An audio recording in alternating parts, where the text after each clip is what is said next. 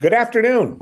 Welcome to another edition of Fair Game Laguna Beach. I'm honored to be sitting across from our new mayor, Alex Rounaghi. Alex, welcome. Tom, it's great to be here. The honor is all mine to be on this podcast. Well, it's interesting. I remember a few years ago when you first ran, and Yep. one of the At the last challenges, minute. one of the challenges at that point that a couple of people brought up and things like that, what were the fact of your age, being so young and everything. You've done Yep. so well and so many things in 2 years. What did it feel like last week when, the nomination came in for you as mayor and you were, voted in by your counterparts? I mean, it really did feel like an honor, and it felt overwhelming in the sense that in Laguna Beach, I feel like we are a unique community because of the people who come before us, who are sort of the giants, who were trying to continue their legacy. So sort of the pressure, not the pressure, but the responsibility of ensuring that we keep Laguna Beach such a special place. That meant a lot to me. At the same time, I felt that the fact that the council that was alongside me, I felt like such a strong city council. We don't agree on everything. You could see that from the meeting on Tuesday, but it's really refreshing. I just think in this national political discourse where you have people who are looking at the best interest of the city, disagreeing but doing so in a very respectful, civil way. And so it was an honor to have the trust of my colleagues in my community.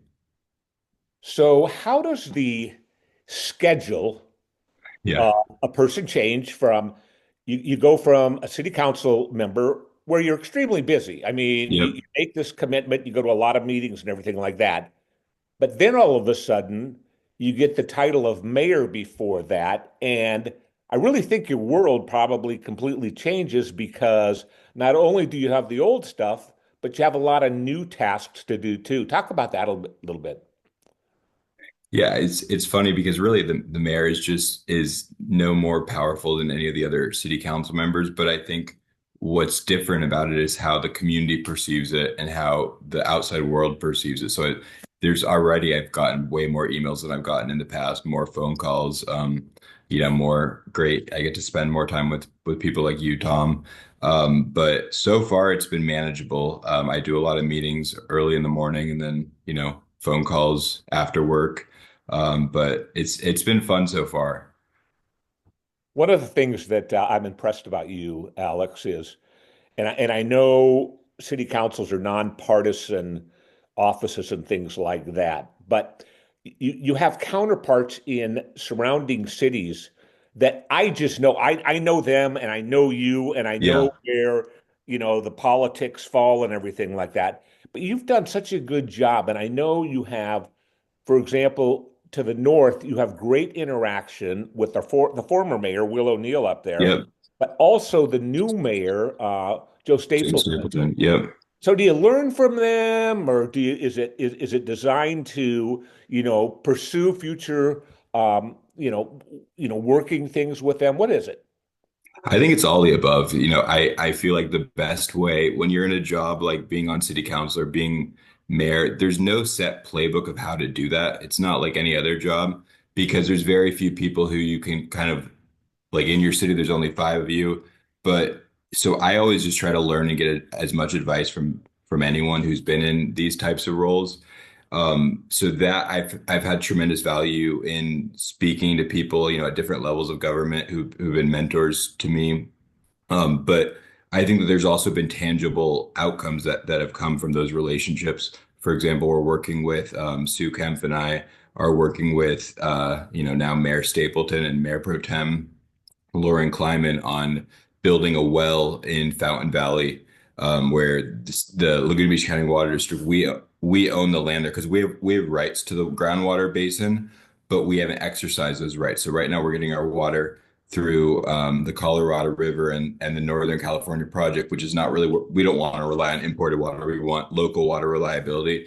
And so we've been collaborating together. And I think that's government at its best, is where you don't have these fiefdoms of people being like, oh, I'm in city or this water district or this school board, but instead of figuring out how can we collaborate and solve problems. And it's so great working with both Joe and Lauren, who, if we look at it from a, Democrat or Republican perspective, at the national level, we might not be on the same page, but we really are on the same page as it relates to, the best interests of Newport Beach and Laguna Beach. So I find tremendous value in working with people, across different government agencies. So good.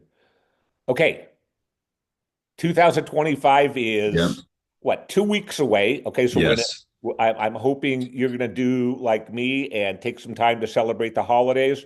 But Yep. when we roll into 2025, what are the top couple of things that Mayor Alex Rounaghi, has on his mind to accomplish? Well, I think it's really the city council has an ambitious agenda for the next year. We have a great city manager in Dave Kiff. We have what many people have said to me is the best city council in the history of in at least recent history of Laguna Beach. And there really are issues that we've talked about for a long time, and now it's the time to deliver. Undergrounding Laguna Canyon Road, for example, it's critical for public safety as one of our three evacuation routes in town. And then what's happening in Malibu with the wildfires. That could easily happen in Laguna Beach. It has happened in Laguna Beach. Just in 2022, we had two wildfires. So focusing on that, I'm working with Councilmember Orgil on our updating our wildfire or our fire department strategic plan. And as part of that, we're looking at how can we incorporate AI detection so that we can detect wildfires, as quickly as possible to be able to deal with them before they get big. So, public safety, that's number one. And then I think infrastructure is at the top of the list. We're a city in 2027. It will be the city's 100th year anniversary. So that's something that we can all reflect on. But as we're reflecting on it, we think about the fact that we have our infrastructure that's, in some cases even more than 100 years old. And we have a sewer system that has deferred maintenance that needs to be addressed. I talked about the water issues where we need to go from 100% imported water to local water reliability. Because again, what's more important than water? Right now, we have four fire stations that are if there were to be a earthquake, which again, that's not something that's something that very well could happen in the next few years. Those fire stations would not be in a position potentially where they would be standing. And you don't want to have a city after a major earthquake where all four of your fire stations and your city hall are down. So, we're building the fire station in South Laguna is something that we need to get done. And that, the previous council was the one to put that in place. Now we need to, get the shovels in the ground and get that project going. But then looking at all of our fire stations and how can we put ourselves on the path where in the next few years we have all of our fire stations and all of our first responders are in a position where if an earthquake happens, we're seismically secure. So yeah, infrastructure. And then I think the third to me is government efficiency. We have a lot of rules in Laguna Beach and there's a lot of rules that are in place for a very good reason. For example, the 36-foot height limit is there for a very good reason. It's something that we support because we don't want to be a town where we have high rises and we want to be a quaint, small scale community. That's what makes Laguna Beach special. But at the same time, there's a lot of rules in our whole regulatory regime where that might not need to exist. I'll give you an example. I was talking to a property owner downtown who it took them more than 6 months to get through you have to go to the planning commission when you want to change the color of your building when you're in the downtown area. That just adds time to the process, and most people just give up and they don't want to make the decision to do that. We look at, we have vacancies. We want small businesses to come into town. We don't want chains, right? We have a whole right. Our goal is to not have chains in town.